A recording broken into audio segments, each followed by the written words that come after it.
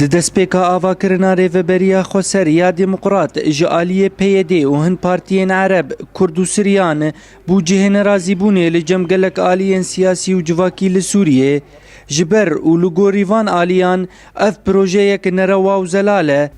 Herûha bingeha vê projeyê ji fikr û ramanê serokê PKK Birêz Ebdullah Öcalan hatiye avakirin. Di heman demê de û ji aliyê xwe de yê got vê projeyê rabûn dibêjin ew ne tenê îdeolojiyek nû ye, lê ew wek hevî û parastin ji hemû pêkhatiyên deverê bi tevaya ol û gilperestiyên xwe ye. شخوا افكر يروح موك ما قلت چارەسەری يجبو حمى برسكريكا يعني تتيج هيلا اولي بر حساسية اويل هم بر اولي تونا وكنك فكري ديني ما ديت مثلا فكري ماركسيزم يدل بينكي موقف انكي توجبو هم بر مرسلي اولي ديني تتي مرسلي نتوي حمنا توا قبول دك برنجي خو بدنجي خو بشكل خو بكولتورا خو بفلكلور خو بعادات خو تون نجات پرستی عنصریت شوفینیتی تونه تدنر طبقات جواکی همه طبقات دیسش قبول دکه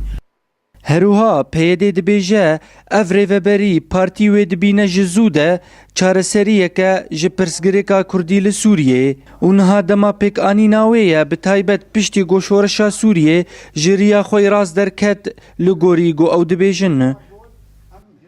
مفهوم ما نارينا ما كي وكان أواكرنا نتوكي ديمقراطيك شونا نتوكي قومية برست وكا جسدي ويجي سروي عرضه ريفا بريا خو سربك وهمو بيكاتي هرمي تدجي خو بقرن مشروع قالكي هاتا دراس كرن طبعا مشروع نا مشروع كينو بو ام فيجي بيجن مشروعي پیده نوتو ده 2003 ده داماز راندن خود وک مشروعی چارەسەریە پرسکریکا کرد اساساتا گرتن دروجاوای کردستانی ده خباتش بو اینا هبون بنگهک هبو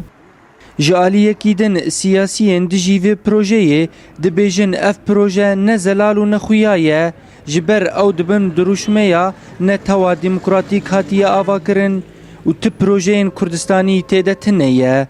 Herûha milletê Kurd milletekî bindest e lewra ew nikare projeyên wisa bicî bîne. Mesela demokratiye bawriya milî tiştekî tobawî yani gelekî zehmetê û tik kar ji vê meselê re nayê kirin dewlet di dinyayê de li ser di esasat bingehatiyen avakirin ya wê dewletek netewî be ya wê niştimanî be.